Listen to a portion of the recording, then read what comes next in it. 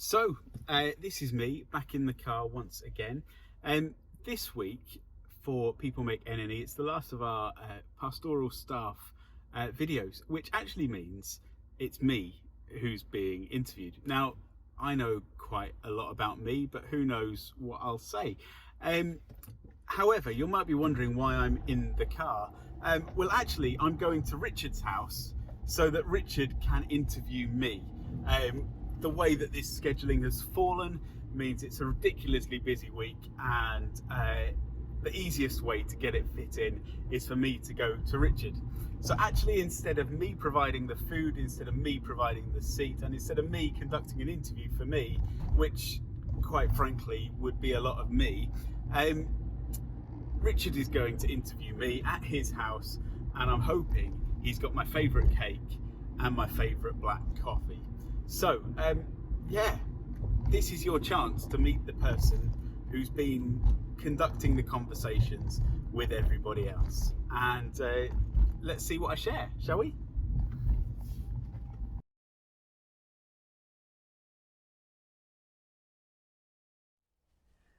I don't know how we start this. No. Because I'm on the wrong side of the conversation. Absolutely.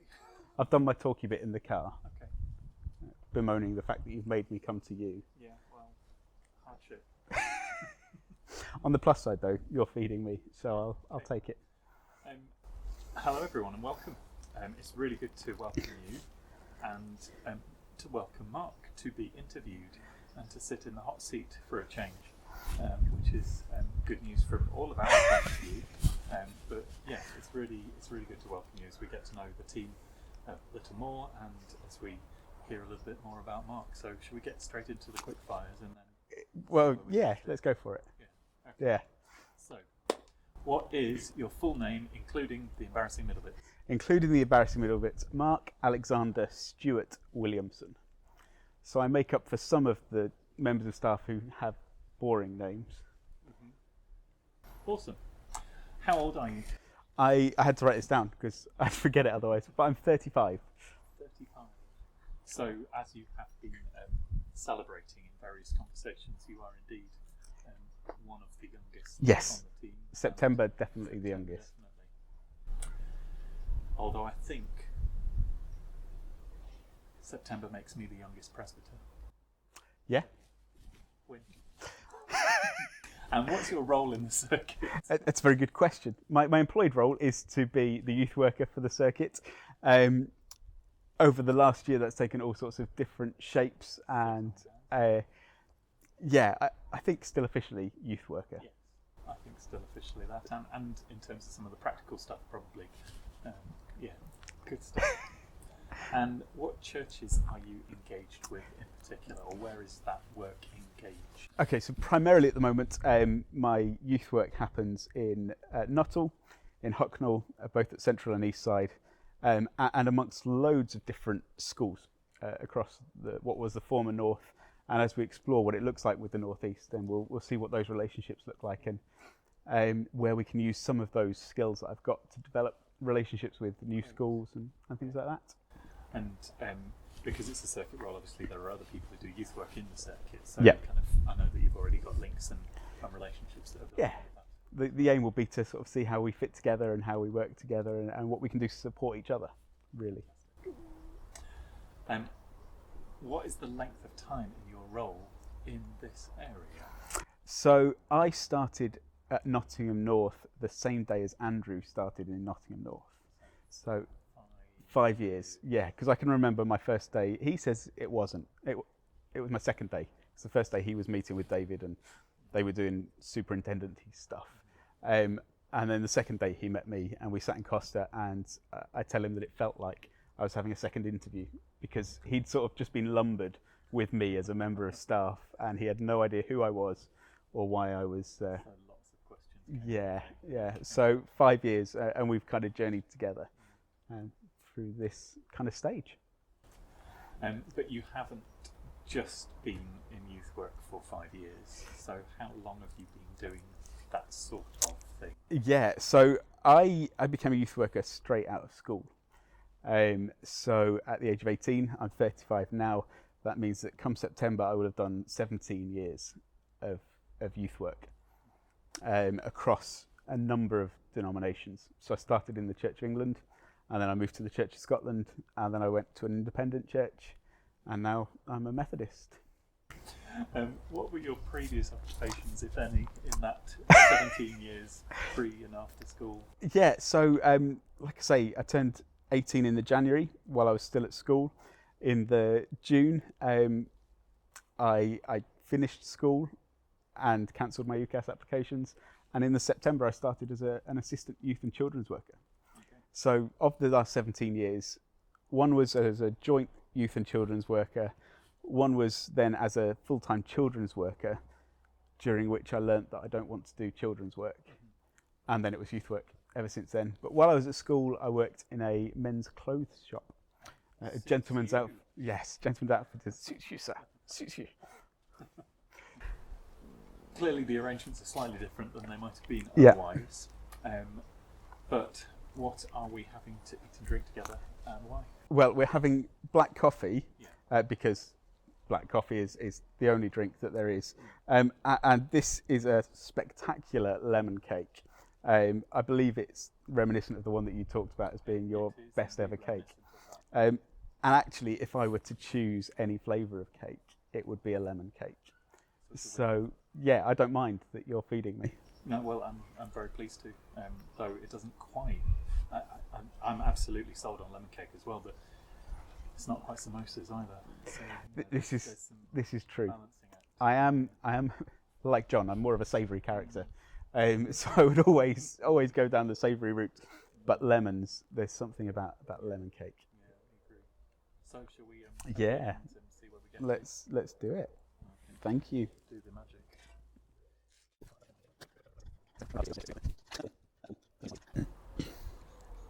Okay. Shall we? Let's.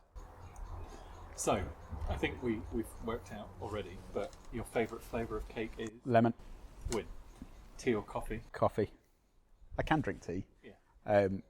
But I didn't start drinking coffee till I was 21. Okay. And I went for a weekend trip to Italy. Yeah. And got there late at night on the Friday, and the woman whose house I was staying in, I thought she was practicing her English. She's like, agua, water, leche, milk, cafe, coffee? I was like, yes, coffee. Okay. And she put the espresso pot on the stove at 10 o'clock at night and made me a coffee. And at that point, that was my first ever coffee. Wow. And I sat and I drank it quite happily, and I slept quite happily. And ever since, it's black coffee, nothing else added to it. Stronger the better. Yeah. Good stuff. Favourite sport and team? I love rugby.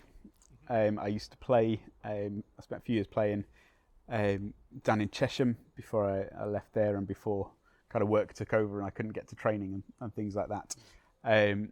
So that's my go-to sport to watch, particularly kind of international level, looking at Scotland and all the emotions that come with that. Down the years, I've played all sorts of sport. Badminton was probably my favourite to play. Last sport, I nearly killed myself cycling up a hill yesterday. Yeah. So I'm trying to keep fit. But I'll watch any sport. I don't really have a football team. I like to mock people for the teams that they support. But I tend to follow one of my young people instead, my former young people who now plays professional football. So currently my team, though I know nothing about them, is Linfield in Northern Ireland. Obviously. Yeah. So, yeah, as you do. Okay. And favourite film? This is a really difficult one. Yeah. Because I used to love films, and my dissertation at college was all about movies and youth work. Okay. And I made the mistake of picking something that I liked to do my dissertation on, because I lost the joy, and I don't really enjoy films as much as I used to. But looking back, Marvel, whilst they're the lesser of the superhero universes, they make the better films, with the possible exception of the Dark Knight trilogy, which I love. But one of those films that I just remember watching and could sit and watch, not comfortably, but could sit and watch, is Man on Fire with Denzel Washington. I first saw that, and just the cinematography and the acting and just everything blew me away. And so that kind of sticks there as this is a good film. Yeah. You're wrong about the Marvel DC thing, but okay. Yeah, no, it's your favourite. Yeah. Favourite band or favourite song? I love music, and I love music when it's done well, in particular. So, but I could sit and listen to a whole host of different things. Everything from I'm trying to think what I've written down because I forget things so easily. From John Mayer and sort of through to Rick Wakeman, through to Dave Grohl and Pink. Pink's kind of my kind of She's awesome. yeah, my guilty pleasure. And Suzanne, I love listening to Suzanne play music and to sing. But there's a group called the Flying Colours, which is a super group made up of various musicians from various prog groups. And their first album, called Flying Colours, was just immense, throwing in all sorts of different instruments, different rhythms, words that carry so much meaning. And they've got a song called The Storm, and that is my go-to song. Worth looking up. Noted. Hobbies do you have? Music. So I play the drums, play guitar, play bass, play piano. Want to learn how to sing better. That'll come with time. Watching and vegging is, I said, don't enjoy films, but I still enjoy just vegging and putting on a Netflix series or something. Lego, Batman, graphic novels, and a bit of reading. They're kind of my activities. Good stuff. And a hidden talent. What is about you that maybe fewer people are aware of, I guess? If you'd have asked me this 18 months ago, I'd have probably said kind of music production, filming, technology, web design, that sort of thing. But a lot of people know about that now. So I've dug a bit deeper into the archives, and I spent a year and a half learning how to ballroom dance. So I can waltz and foxtrot and cha-cha and rumba, but I don't. Okay. It stays hidden. That is indeed a hidden talent, but quite a thing. Your greatest achievement? I've sat trying to weigh this up. I once did the 3 Peaks Challenge and the West Highland Way in a year. Didn't leave the car. I was the support driver for people who were doing it. So I had these friends who really wanted to do the 3 Peaks Challenge, and they needed somebody to drive their car, and that's something I can do. I can do the endurance of that. So kind of that aside, I thought about my degree. I thought about my children. It's a bit of a cliche answer, as you know. I thought about the fact that I've managed 12 years of marriage. But I think it'll come up a little bit later. But there's an EP I produced with some friends that I think is greatest achievement. Cool. Interesting. Look forward to hearing a bit about that. The next question that you've been asking everyone has been, what is your tenuous link to a celebrity?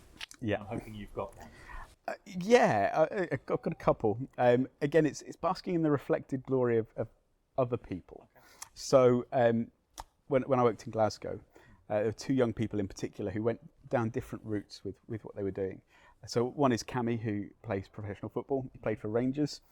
So regular conversations with Steven Gerrard and that. Not that I ever met Steven Gerrard, but I know Cammy. Yeah. So reflected glory. Another Ali, he acted in a film called Mad to Be Normal, which starred David Tennant as a psychologist, as the main character, and Ali played one of his children. And you see him in one of the scenes sat at a table eating with David Tennant. Well, I've sat at a table and eaten with Ali, so therefore... That is indeed a tenuous link. That's what it says on the tin. Yeah. And then the next question is that one that kind of makes us all kind of a bit... what is there that's something about you that nobody knows, or very, very few people know? Yeah, that thing that people keep hidden and they don't really want to share, and you come up with a whole list. Yeah. Which one am I willing to share? Something that I guess people don't know, or some people might forget if they had known. I've had a headache non-stop since the 25th of November, 1999. So this November it'll be 22 years old. So it's just this heavy head feeling in the front of my head. Doesn't tend to bother me on a daily basis, but it's constantly there and I'm aware of it. And if I ever say I'm not coming to something because I've got a headache, tends to mean that I can't see because it's turned into a migraine, and that's what I justify as being a headache. Yeah.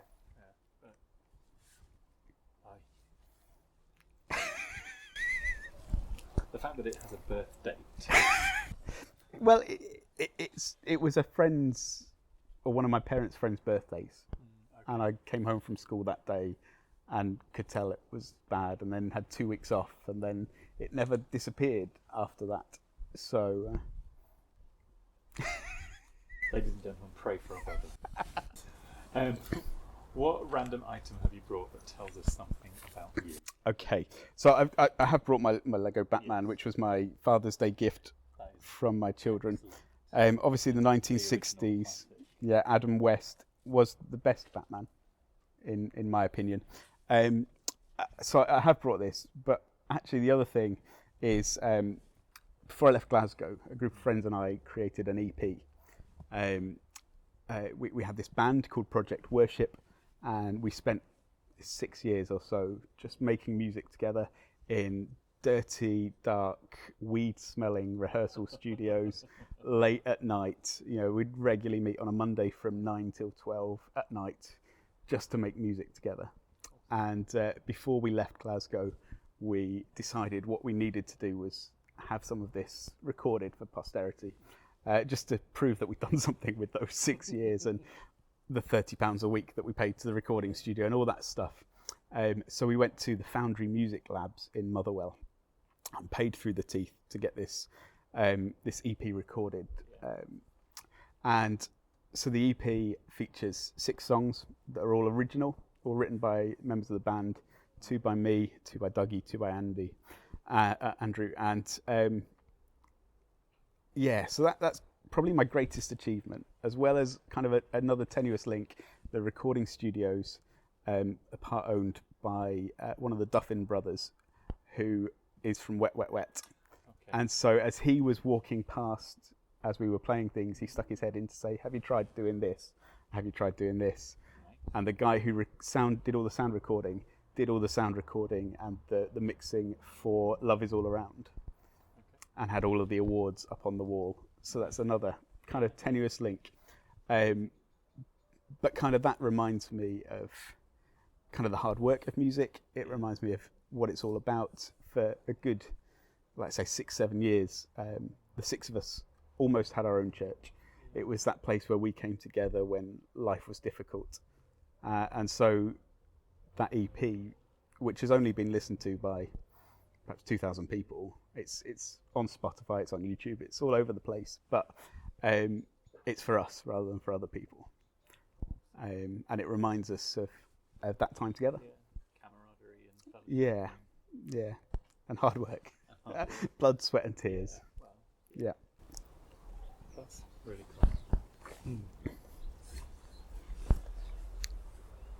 So, having thought about some of that sort of stuff and getting to know kind of some more of who Marc is, there's also the kind of stuff about why you do what you do and why you are who you are in terms of your faith journey as well. So, the question then comes, why Christianity? Why this is your route and journey in faith? Yeah. And it's at this point where I began to think, who wrote these questions? And what were they thinking? I've, as with a lot of people who we've spoken to, I grew up in a Christian household. My mum and my dad were both first generations, apart from hatches, matches, dispatches. And I grew up going to church from as early as I can remember. They dragged us out to the middle of the countryside to a little congregational chapel where we were the youngest, and then my parents were the next youngest, and then the older lady that we took with us was the next youngest, and it was just a small group of old people where my parents felt at home. And then the older we got, they decided we needed a better family place, so we moved to a church that my mum had gone to as a young person and gone through the youth group, and kind of went there and grew up through the youth work there. Like I said earlier, my youth leader owned a clothes shop, and he had me come and work with him on a Saturday. He encouraged me to lead worship, to preach. It wasn't long before I was helping run kids clubs. Not long after I was 11, 12 that those things happened. I was playing music in the band, and then I began to lead kind of small groups and Bible studies with peers and with older people and stuff like that. So Christianity was always there. Yeah. My parents did a really good job at hospitality, and our house was one of those places where anyone could come, anyone was welcome. My mum just catered for everybody, and so it was my tribe. And I think, kind of the more I look back at it, I haven't yet found the question to ask or the answer to why it's not the place I belong, and why it's not the place that I should stay. It's not for lack of asking questions. It's not for lack of looking. But there's something about what I believe to be the core and the heart of Christianity that I keep coming back to that won't let me go. And that means I can't let it go either.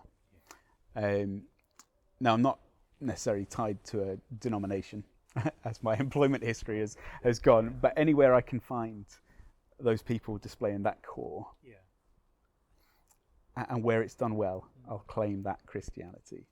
There are expressions of Christianity that I struggle with, and that I would try and say not in my name and distance myself from them, because I don't see the heart of Jesus or the heart of God within what's happening. So yeah, that's why Christianity.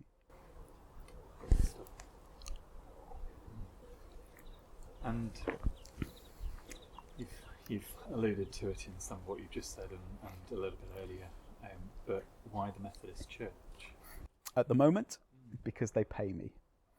Like I say, I'm a career youth worker, and that'll come up in a little bit. But essentially, I want to empower young people to think for themselves and to meet God for themselves. And anybody who has a vision to let me do that, and is willing to give me permission to explore who God is with young people, in that right way, I'm happy to go there. And so I've been lucky to be able to do that for the Anglican Church, for the Church of Scotland, for an independent church, and now to be here and to have that opportunity. But I'm not Methodist. Kingdom service. Kingdom service. That's probably the best way to describe it. There are bits about every denomination I've come across that I struggle with, but there are bits that I love. And on the whole, I like that willingness and that opportunity to really get into the heart of God for people that the Methodist Church affords. Good. And when and how did you get your call to do what you do now? I keep seeing those things come up on Facebook, what was your dream when you were a teacher? When you were younger, because they want to steal your passwords. But it was because I wanted to be a teacher. Okay. From the age of 5, 6, there was something about teaching that I really liked. At various stages that took different forms. Sometimes I wanted to be a primary school teacher, sometimes I wanted to be a PE teacher, maths teacher, whatever.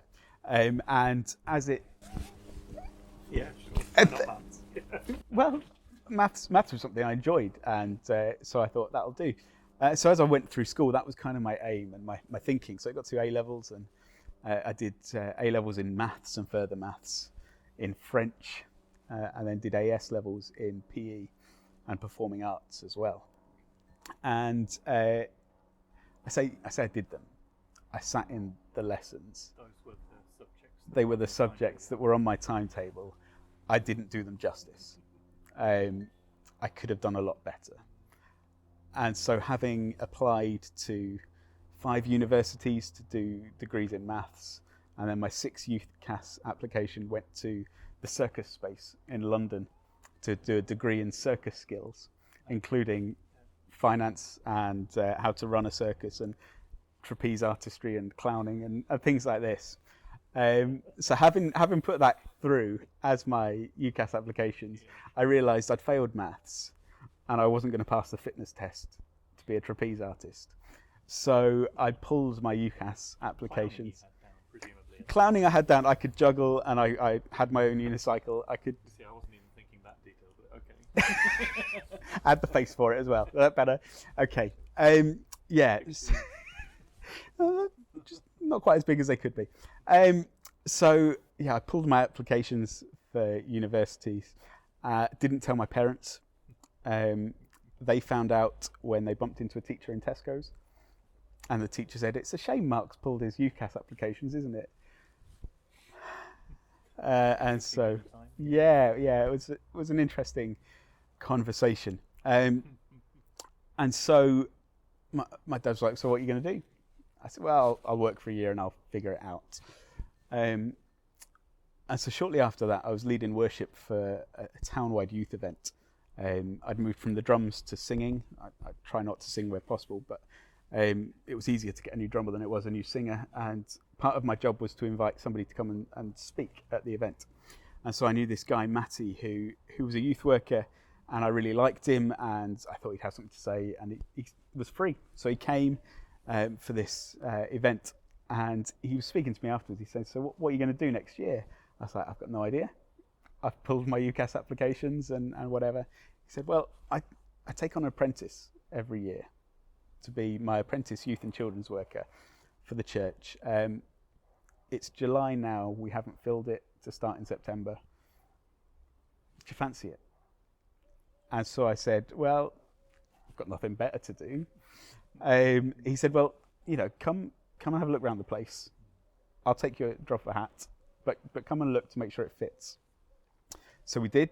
My dad and I drove across from Suffolk to Amersham in Buckinghamshire and had a look around the place. And at that point, I said, "Yeah, I could do this." And so Matty took me under his wing for 2 years and really gave me the flavour of how to do youth work and how to build relationship and why young people are so important and what it's all about. And he encouraged me to apply for a degree as well in youth work. So I then went to Glasgow to do the degree and got more taught the whys as opposed to the hows of what we do, and the more the academic side of it. And I just fell more and more in love with young people and discipleship and just journeying alongside young people. And so that was me. Now the problem is that doesn't always last. I think youth work, it's often used as a stepping stone into something else. Yeah. Whether that's intentional, and if it is intentional, that's fine. But I think it shouldn't always be seen as a training ground or a proving ground. But also we should give people permission to continue to be youth workers, because that might be their calling, not becoming a real minister. But actually this could be who they are and what they're supposed to do. And I really feel, for me, it is the place that I'm supposed to be. And it definitely has been for the last 17 years. And I don't feel like it's going to change anytime soon. I'm willing to see it change. But yeah, so that's my calling and my journey with youth work. Never say never, but yeah. actually this feels right and good and Yeah, proper. yeah, and I'm still willing to fight to keep that position, and I want to help other people to realise you can get past 24 and still be a youth worker. You can go beyond being cool to being this, and you can still be a youth worker, and that it's not just about the attractional. It's not just about looking good or playing FIFA all the time, though I do enjoy a good game of FIFA. But it's about just being willing to invest in young people, and that's what young people are after, and that's what they enjoy. And as has always been the case, you know, the little elderly lady who has faithfully gathered the 3 young people in the village and looked after them through kind of the history of the church, and you know, one of them's now a vicar, and one of them's now a youth worker, and one of them's now a teacher, but runs the CU at school, is because of that relational stuff that's happened. That's it. Is exactly it. Yeah, and I refuse to let any of my volunteers sit down if their excuse is because they're too old. If their excuse is that they're called to something else, that's fine. But I won't let anybody sit down if their excuse is they're too old. Be warned. Yeah. Gail? I wasn't going to ask you to name names, but good stuff. Moving slightly, what Bible story or passage or verse do you have that kind of best illustrates what you believe to be important about your faith and Christian faith and how you live it out? As I've gone around everyone, I've been sat on this verse thinking, please don't say it, please don't say it, please don't say it, and expecting somebody to say it. But before I get to it, growing up in the evangelical church as I did, the New Testament was the focus for everything, and Jesus was the focus, and you know, rightly so. Jesus is pretty good, and he does some good stuff, and it's worthwhile looking at Jesus. But since then, I've gone more and more into the Old Testament to find kind of the heart of God, and what is Jesus talking about when he comes and talks, and where does he get his ideas from? And because Jesus' teachings inevitably were all Old Testament teachings. That's it. To the world that he lived in, and so I can remember when I started in Amersham, walking into Matty's house, in through the front door into the living room on the right hand side, and there on the wall above the sofa was Micah chapter 6 verse 8, and it said, "For he's shown you, O man, what is good, and what does the Lord require of you, but to act justly, to love mercy, and to walk humbly with your God." And I can remember that being the first time that I really saw or paid attention to that verse. And since then it's permeated everything. So the EP is called Micah 6:8. My son is called Micah. Everything that I try and do comes from that verse now. Because essentially Micah says, this is the heart of God. This is exactly what you were made for. This is who God created you to be, to act in a way that lifts and builds other people, to love in a way that shows people what life should be about, and to help them to live it to the full, but to know that there is something bigger than you out there, and to walk knowing that you are not it, and that God is beside you. And essentially that's the heart of God that I see lived out in everything that Jesus does. Every encounter that I read about in the Gospels, that's what Jesus is doing. And I believe that once we get to Pentecost and we get to the outpouring of the Holy Spirit, actually that again becomes the challenge to us, is we know what to do because it's the heart of God and it's the practice and the embodiment of Jesus. So now it's our turn. And because we look at the whole of Scripture now, Old and New Testament together, we look at it with a Jesus lens. Yeah. So absolutely the Old Testament we need and should be using to resource our learning and our reflection and theology, but Jesus is one of the lenses Yeah. that we read that with. So as we look at Micah, it's what's Jesus saying to us today, because that's what we understand Scripture to do, to speak to us now. Yeah, absolutely. Yeah, so that's my verse. It's a good verse. And what hymn or worship song do you find that speaks to you most at the moment? Why? Because I suspect there may be a link. Yeah, I mean, like I say, that echoes through everything that I try and do. The song that I'm going to pick is "Glory Is Here" by Michael and Lisa Gunga, and it was a new song for me at Transfiguration Sunday last year. So it was your service. Yeah. You were planning it. I'm sure you'd sent through a couple of old man songs that either were impossible to play, or Suzanne didn't know, or not being good Methodists. You know, we're a bit young for the Methodist Church. So anyway, so I did a quick Google search and found somebody else who was suggesting hymns for Transfiguration Sunday, and there was this song by Michael and Lisa Gunga, and they're names that I'd been familiar with over the last year, listening to some podcasts, and I knew some of their earliest stuff. And I sat and listened to the words, and I said, "Suzanne, can you do this one?" And I sent it to you, and you're like, "Yeah, that'll be fine," because I don't think you really. It's not the tone necessarily, but yeah. I don't know that you listened to it as much as said. Perhaps not in the depth, because I was probably doing other things by the time you sent that back. But Suzanne had a listen and said, "Yeah, I could probably do that."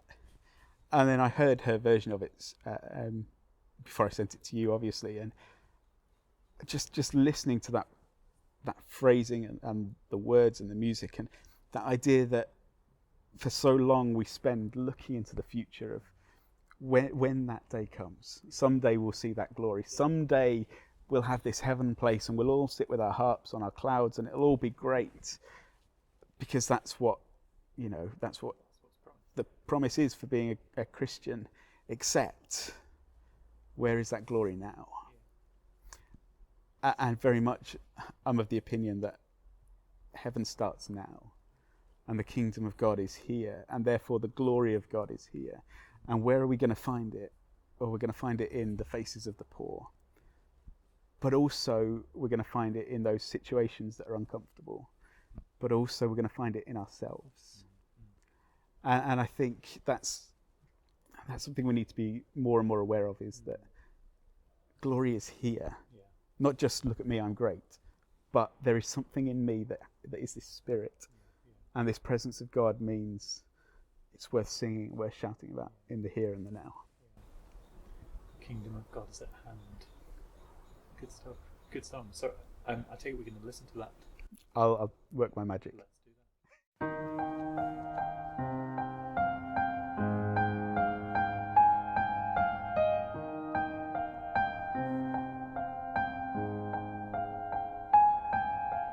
Someday you'll come, the darkness will cease, true light will dawn, everyone will then see everything new, we'll finally see you.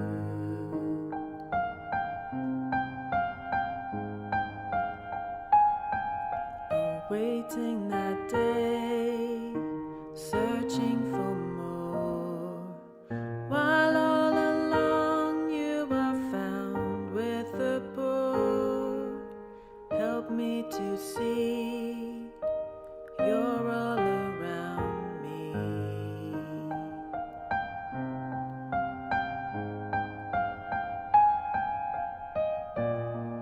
Our praises arise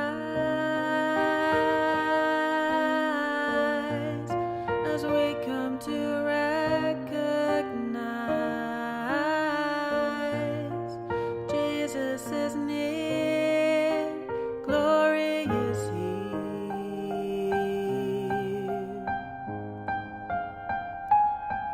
Near oceans and hills and in ancient skies, hidden in faces and pain and delight,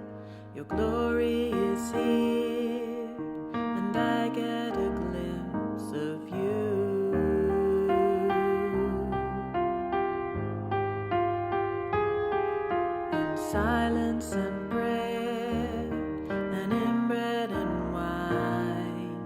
Somehow they come and become the divine, making me new. I'm starting to see you.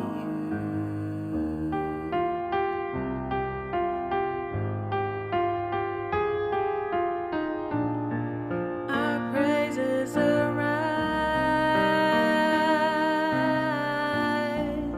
as we come to recognize Jesus is near, glory is here.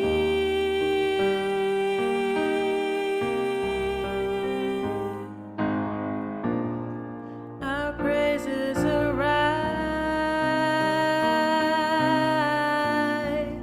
as we come to recognize Jesus is near, glory is here. Glory is here.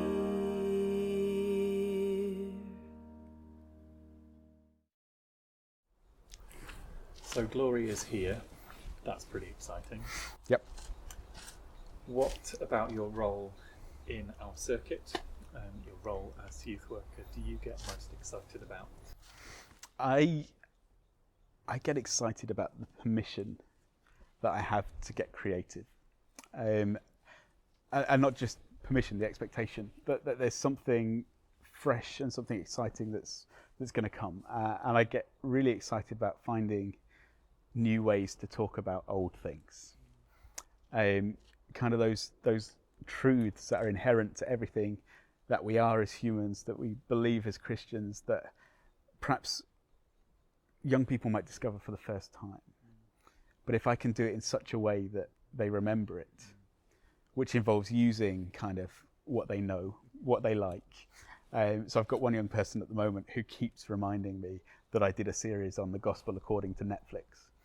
And she doesn't really remember much of what I said during it, but there was something about that said, church and Netflix, I can learn about Jesus. And I can journey with that. And I enjoy getting creative with kind of the explanations of scripture and encountering Jesus and helping people to meet God and explore who they are. And that permission to do that is a really important thing. But I also love being able just to sit with young people and to do discipleship and to do life and to do discovery and just to sit and journey together. There are so many different places that young people could go to meet with people, and I'm privileged to be one of those people that some of them would choose to sit with and to talk to, just to bring them a little bit of perspective, not because I know everything, but because they trust me to journey with them to discover what they need to discover. And sometimes I know what they're going to discover before they do, and I can see it slowly kind of emerge in their thinking and the things that they do and the things they say. And I might see something in them that they don't see in themselves just yet, but watching them discover it and helping them become all they can be, I love that. That is the excitement. Yeah.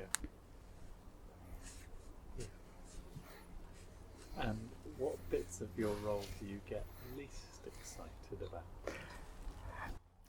The admin. It says in the Bible, doesn't it, that he gave some the gifts of prophecy and teaching, and some he gave the gifts of admin. And that's there. It's there. And it says at the bottom, seek the one which is most beneficial. And I wish when I first read it, I'd paid more attention to that line and realised how beneficial admin really is. Because the gift of administration would be really, really helpful. Yes. It's just not mine. No.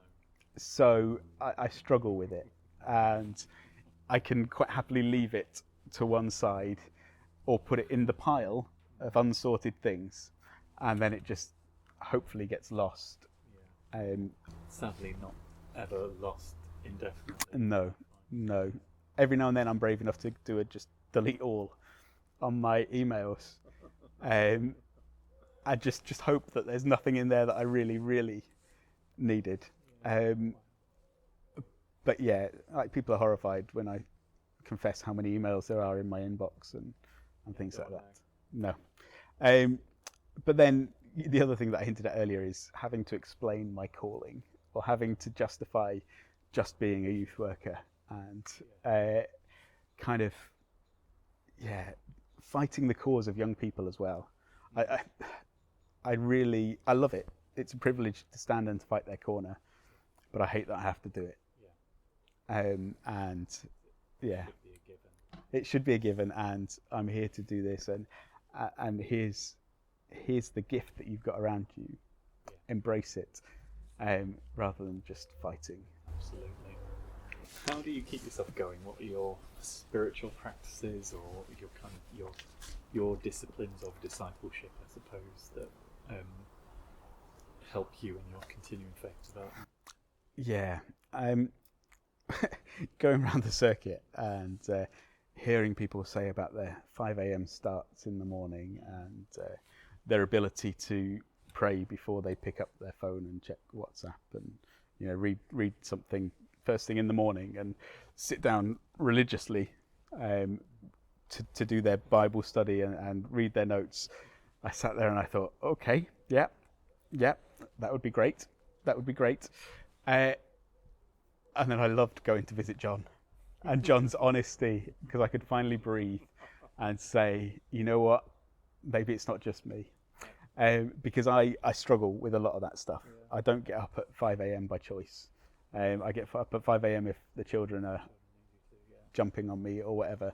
I pick up my phone first thing in the morning just to check what messages I've missed, who's been sending me emails at 6 o'clock in the morning or whatever. And then I get into the rhythm of the day, and I don't have that scheduled religious quiet time every day. That said, I love to read. I've always got books on the go that are encouraging me to go deeper, or to think beyond my current place theologically, and to dive deeper into God. But I very much work on that idea of life is a thin place, and I can sit and have a conversation with you, and I put a conscious effort into the fact that I could learn something about God in this moment. And kind of almost every moment I go into, I try and remember that fact. And that goes for music, that goes for, hello puppy. Hello. That goes for music, that goes for films, that goes for books, that goes for conversations, it goes for relationship, where I'm just looking for God to be in that moment. And that idea of thin places, and what could I discover about who God is in that moment. And I'm not very good at praying either. I'm happy to pray out loud with people, and I can blag things, I can say a prayer, but I'm not very good with my prayer quiet times either. And so it's fine, like, I'll just keep talking and people will just forgive us. And so I've got this practice that instead of sitting down to pray, my whole day is a prayer, and I don't say amen, because I find that if I say amen, that's it done with. Whereas if I just have this ongoing conversation, it allows me to be aware of those replies as well, and to see those things that God might want me to see. And it's not something that would work for everybody, and it's not necessarily something that I would advise or recommend for everybody. And it seems like a little bit of a cop-out answer. And it's helpful. Yeah, that's because the reality is, it's important to recognise that there is just as broad a spectrum as there are people. And I mean, yeah, absolutely. I have a kind of a way of managing it now, but I couldn't say that was what I had when I started a ministry, or when I was in other phases of my life, and even in every phase of kind of ongoing ministry. I can't say that will always be what it will be, because things change and your relationship with God changes, and Yeah. absolutely. And as much as someone might have a 5:30 a.m. start, and that isn't me, but as much as that might be the case for any of us, that doesn't also mean there isn't that ongoing conversation in the car at the traffic lights and all of that stuff as well. Yeah. And then the other thing is music. I can quite happily sit down at the piano and just start playing, and there doesn't have to be words, it doesn't have to be a recognisable tune, it doesn't even have to be the right notes in the right places. There's something about that speaks to my soul as well, and that just expresses something. But it's also a place where I think I'm open and just let it happen. What have you learnt recently about God that you would like us to hear? There are so many things about God that I try and learn, and then I try and unlearn, and then I try and learn again. And then I realise that there is, for everything I learn about God, there are a million things I haven't yet learned. And that vast enormity of who he is, and just when you think you've got something sussed, something comes around and changes everything. And so I think probably what I'm learning is more about me than I am about God. But in a sense, it's kind of both of them. I think what I'm really learning is, what is at my core?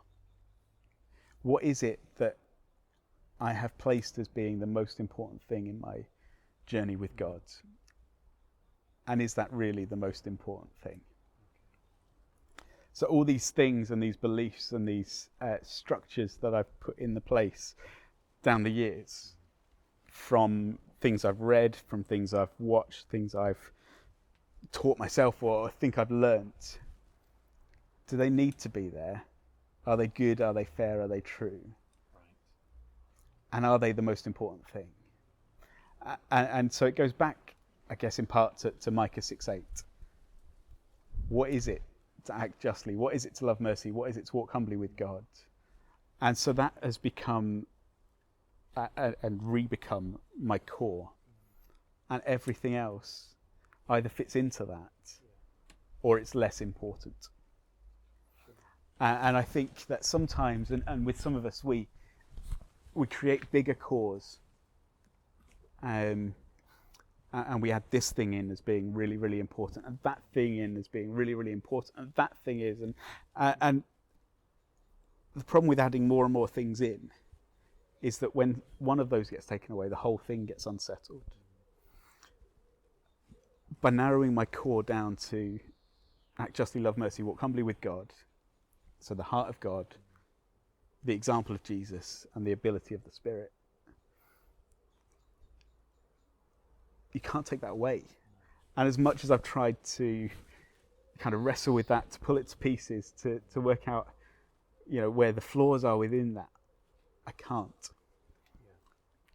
And so I've learnt, therefore, that those other things that come in to affect my faith and my understanding of God have to be in line with those three things. And if they're in line with those three things, they're good and they are right and they are of God. But if they're not, I need to not let them consume me. I need to not let them be part of the way I look at the world, the way that I understand God,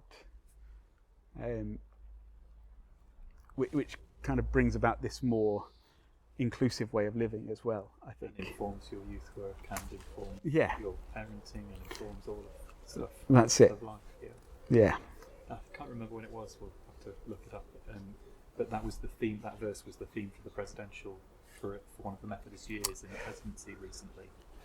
The kind of the talk, the presidential address on that theme was about justice, obviously, and all that justice might mean in terms of all the things you've just been saying. But a kind of another way of looking at the love mercy was to love, just to hold love as the heart of everything. Yeah. And then walking humbly was about remembering God is God, putting God first, and putting worship as our priorities, so justice, love, and God. Yeah. All right. I think part of my concern with that verse, as it gets popular, it just becomes 6 words: act justly, love mercy, walk humbly.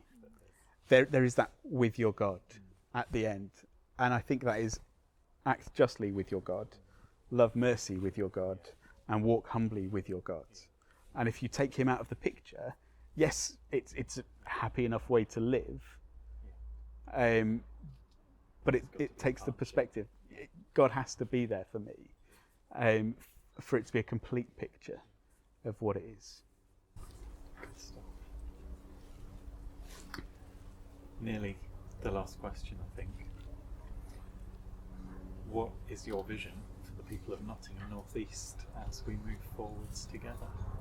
It's a good question. It is. And It's one of the ones that we've found. Yeah. Quite stretching. And as you look at my screen, you'll see that I don't have an answer written next to it, because I don't know. I think there has to be a degree of bravery and courage to say, this was good, but it's not where we are. Let's celebrate and let's move on to something different. I think there's got to be a space for bravery that says, let's meet God in this place that we are at. Let's not cling on to things that we don't need to cling on to anymore. To rightly celebrate what has gone before, but to look forwards in the kingdom to what that looks like, and to where God might use us moving forwards. So bravery and courage in seeking to act justly, love mercy, walk humbly with God, I think is my vision. Because if we're brave, then God will honour us with that. And I guess my kind of immediate thought is around some of the stories of Jesus and Jesus' ministry is around come follow me, step out of the boat. What are you afraid of? Yeah. I won't leave you or forsake you. I'm with you. All of this is action and faithfulness. Yeah. And God's faithfulness in response to. Yeah. But also before anything we do. Yeah. I think a lot of people's concerns when they see the title youth worker, and perhaps when they see my name come up on the preaching plan, perhaps, is what's he going to do to tear down the structure that we've got in place? And I'm not about tearing down structures. I'm about honouring what has gone before and honouring what is to come. And if I don't end a service with a hymn that everybody knows, there's a problem with my service. I have to have this sense that we've journeyed together. I don't want a church of young people, no more than I want a church of just old people. I want a church of all people, worshipping one God in spirit and in truth through the person of Jesus. And that's my heart. And I guess that's my vision as well, is to see not just pockets, but families of faith, worshipping together and learning from each other. Absolutely. Mark, can you pray for us? I can. God, I thank you for this space. And I thank you that you have filled this space. And God, that as we create conversation, as we create relationship, we invite you into it as well. God, as we go about our lives of faith as a circuit, as your people, would you bless us? Would we know your heart? Would we follow in the footsteps of Jesus?